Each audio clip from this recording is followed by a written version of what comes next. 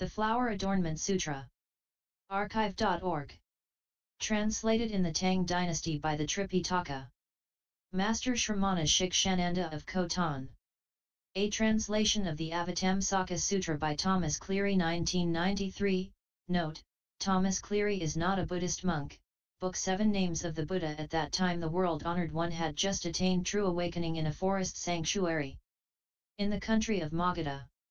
Sitting on a lotus bank, lion throne in the hall of universal light, he fulfilled ineffable enlightenment, forever cutting off mundane ideas of transmigration and extinction, arriving at truth without form. He dwelled in the abode of Buddhahood, attained the equanimity of the enlightened, reached the state of immutability, in the realm where there are no barriers, unhindered in action. He established the inconceivable, perceiving all in the past, present, and future. He was together with as many enlightening beings as atoms in 10 Buddha fields, all of whom were qualified to attain Buddhahood in their next lifetime. They had all gathered here from different regions. They skillfully observed the realms of sentient beings, the realm of the elemental cosmos, the realm of extinction, the consequences of all actions, the processes of mental behavior, the meanings of all statements, the mundane and the transmundane, the compounded and the uncompounded, the past, the present, and the future. At that time the enlightening beings formulated these thoughts: if the world-honored one looks upon us with compassion, may he, in accord with our inclinations, reveal to us the Buddha fields, the Buddha's abodes, the adornments of the Buddha fields, the nature of Buddhahood, the purity of Buddha lands, the teachings expounded by the Buddhas, the substances and natures of the Buddha lands, the powers and qualities of the Buddhas, the formation of the Buddha fields, the great enlightenment of the Buddhas. Just as the Buddhas of all worlds in the 10 directions, in order to develop all enlightening beings, to cause the family of the enlightened ones to continue uninterrupted, to rescue all sentient beings, to cause all living beings to be forever free from all afflictions, to comprehend all actions, to expound all truths, to clear away all defilements, and to forever cut through all webs of doubt, explain the enlightening beings 10 abodes, 10 practices, 10 dedications, 10 treasuries, 10 stages, 10 vows, 10 concentrations, 10 powers and 10 peaks, and explain the sphere of Buddhahood, the mystic forces of Buddhas, the actions of Buddhas, the powers of Buddhas, the fearless-ness of Buddhas, the meditations of Buddhas, the psychic abilities of Buddhas, the freedom of Buddhas, the nonobstruction of Buddhas, the sense faculties of Buddhas, the powers of analysis and articulation of Buddhas, the knowledge and wisdom of Buddhas, and the transcendence of Buddhas. So also may the Buddha, the world-honored one, explain this for us. Then the Buddha, knowing what the enlightening beings were thinking, manifested mystic powers to them, according to their particular types. When he had done that, there came, from a world called Golden, whose Buddha was called Immutable Knowledge, which was to the east, past as many worlds as atoms in 10 Buddha fields, an enlightening being of that world, named Manjushri, along with as many enlightening beings as atoms in 10 Buddha lands. When they arrived, they bowed and then produced lotus bank lion seats to the cast and sat cross-legged on them. In the south, past as many worlds as atoms in 10 Buddha lands, was a world called Sublime Color, with a Buddha called Unhindered Knowledge. There was an enlightening being there named Chief of the Awakened, who, together with as many enlightening beings as atoms in 10 Buddha lands, came to the Buddha, bowed, and to the south produced lotus bank lion seats and sat cross-legged on them. In the west, past as many worlds as atoms in 10 Buddha lands, was a world called Lotus Blossom Color, with a Buddha called Darkness-Destroying Knowledge. There was an enlightening being there, named Chief in Riches of Truth, who, along with as many enlightening beings as atoms in 10 Buddha lands, came to the Buddha, bowed, produced lotus bank lion seats to the west and sat cross-legged on them. In the north, past as many worlds as atoms in 10 Buddha lands, was a world called Golden Flower Color, with a Buddha called Knowledge of Dignified Conduct. There was an enlightening being there, named Chief of the Precious, who, with as many enlightening beings as atoms in 10 Buddha lands, came to the Buddha, bowed, produced lotus bank lion seats to the north and sat cross-legged on them. In the northeast, past as many worlds as atoms in 10 Buddha lands, was a world called blue lotus color, with the Buddha called knowledge of characteristics. There was an enlightening being there, called chief of the virtuous, who, with as many enlightening beings as atoms in 10 Buddha lands, came to the Buddha, bowed, produced lotus bank lion seats to the northeast and sat cross-legged on them.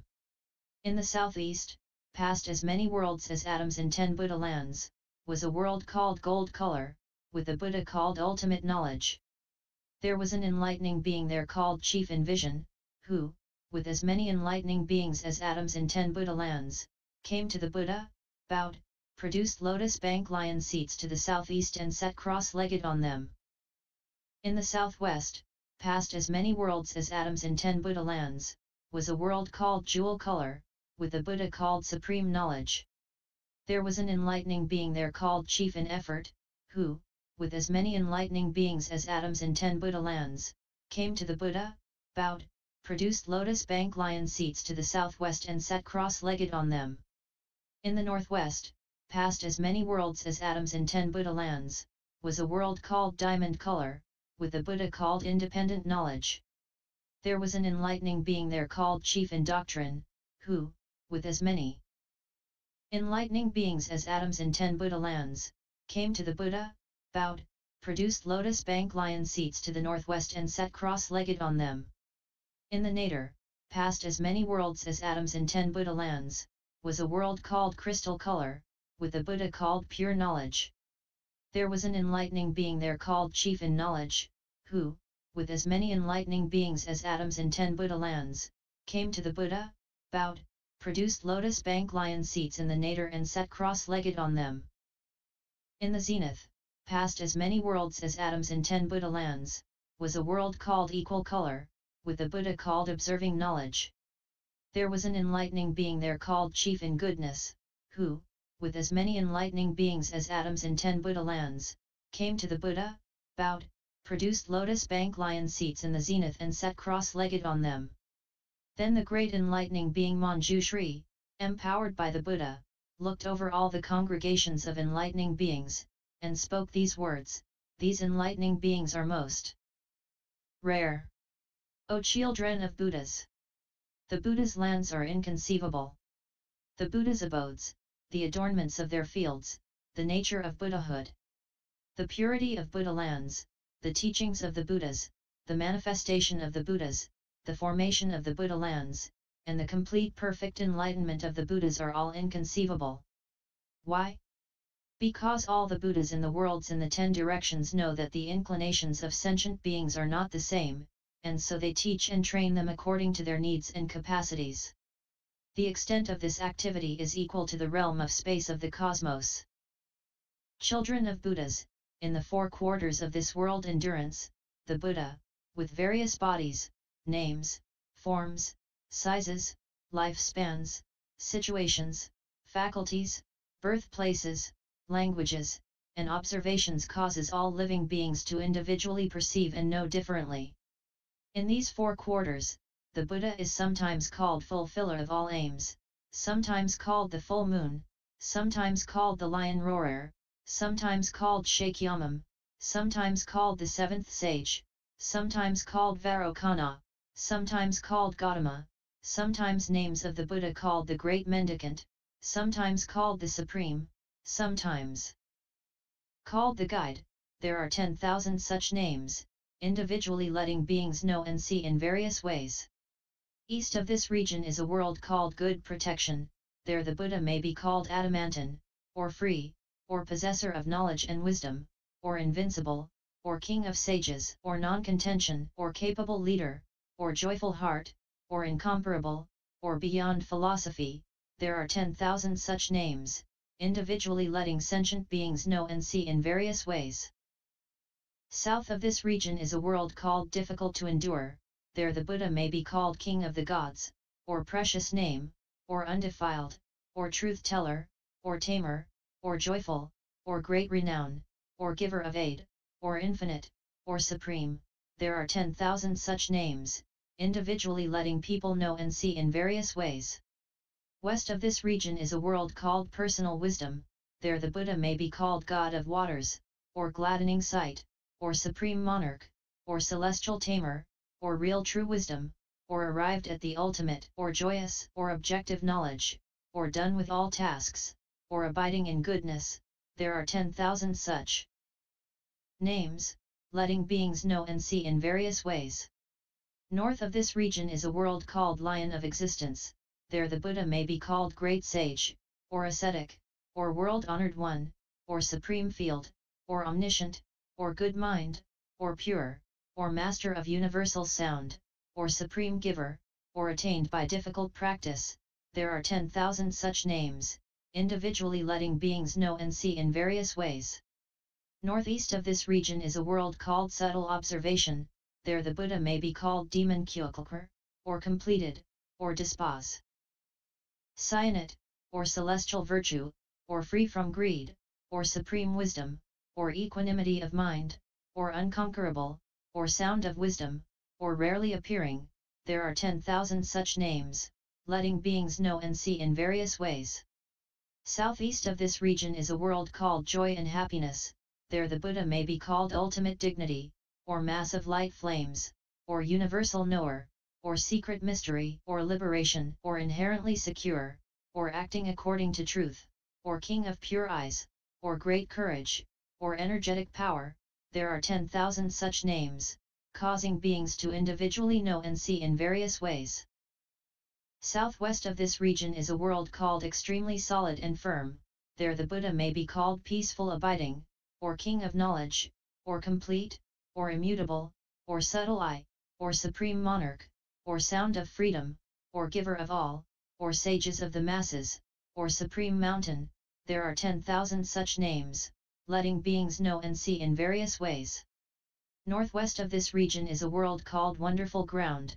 There the Buddha may be called Universal, or Flames of Light, or Jewel Top-Knot, or Worthy of Remembrance, or Unexcelled Meaning, or Always Joyful, or Inherently Pure, or Sphere of Light, or Long Arms, or Abiding in the Fundamental. There are 10,000 such names, letting beings know and see in various ways. Below this region is a world called Radiant Wisdom. The Buddha there may be called Collecting Roots of Goodness, or Lion-like, or Razor-like Intellect, or Golden Flames, or All-Knower, or Ultimate Sound, or Benefactor, or Arrived at the Ultimate, or God of Truth, or Universal Conqueror. There are 10,000 such names, letting beings know and see in various ways. Above this region is a world called Holding the Ground. There the Buddha may be called Possessor of Knowledge and Wisdom, or Pure Face, or Conscious Wisdom, or Leader, or Adorned by Conduct, or Gladdener, or Wish Fulfilled, or Blaze-like, or Ethical, or the One Path. There are 10,000 such names, letting beings know and see in various ways. In this world endurance there are 100 billion regions, wherein the Buddha has 1,000,000 billion various names, letting all sentient beings know and see in various ways. East of this world endurance is another world, called Secret Teaching. There the Buddha may be called Impartial, or Excellent, or Soother, or Enlightening Mind, or Speaker of Truth, or Attainer of Freedom, or Supreme Body, or Great Courage, or Peerless Knowledge. There are 1,000,000 billion such diverse names, letting beings know and see in various ways. South of this world endurance is another world, called Abundance. There the Buddha may be called Original Nature, or Diligent Intellect, or Unexcelled Honored One, or Great Torch of Knowledge, or Non-Reliant, or Treasury of Light, or Treasury of Wisdom, or Treasury of Virtue, or God of Gods, or Great Independent One. There are 1,000,000 billion such names, letting beings know and see in various ways. West of this world endurance is a world called Undefiled. There the Buddha may be called Wish Fulfilled, or Knower of the Way, or Resting in the Fundamental, or Able to Untie Bonds, or Comprehending Truth, or Easily Discerning, or Supreme Insight, or Pacifying Action, or Ascetic Practicer, or Replete with Power.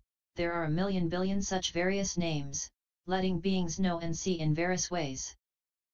North of this world endurance is a world called Inclusion.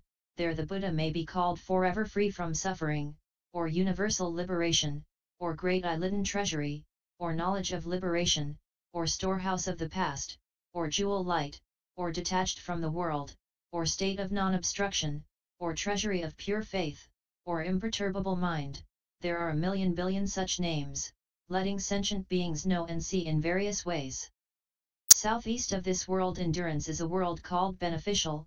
There the Buddha may be called manifesting light, or knowledge of extinction, or beautiful sound, or supreme faculties, or ornamental canopy, or energetic faculties, or arrived at the other shore beyond discrimination, or supreme stability, or simple speech, or ocean of wisdom. There are a million such diverse names, letting beings know and see in various ways. Southwest of this world endurance is a world called rarefied.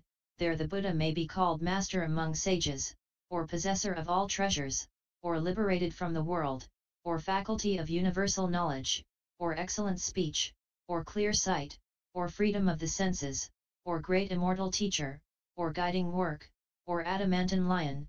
There are a million billion such names, letting beings know and see in various ways. Northeast of this world endurance is a world called joy.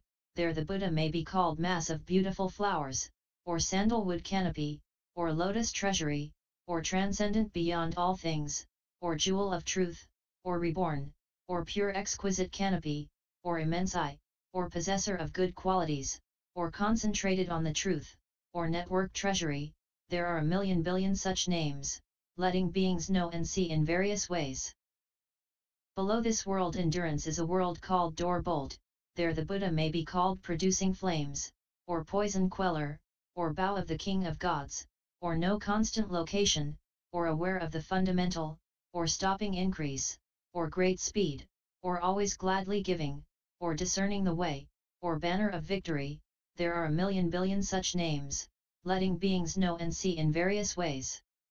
Above this world endurance is a world called shaking sound. There the Buddha may be called banner of courage, or infinite treasure, or glad magnanimity, or celestial light, or appearance of good omen, or transcending objects, or master of all, or non-regressing wheel, or beyond all evil, or omniscient. There are a million billion such names, letting beings know and see in various ways. As in this world endurance, so in the eastern direction, in hundreds of thousands of billions, countlessly, innumerably, boundlessly, incomparably, incalculably, unrecountably, unthinkably, immeasurably, unspeakably many worlds. Throughout the entire space of the cosmos, the names and epithets of the Buddhas are variously different. The same is true of the south, west, and north, the four intermediate directions, and the zenith and the nadir. Just as when the Buddha was an enlightening being, by means of various discussions, various speeches, various words, various actions, various consequences, various situations, various techniques, various faculties, various beliefs, and various stations, attained maturity, so he causes sentient beings to perceive in this way, teaching them thus. End Book 7.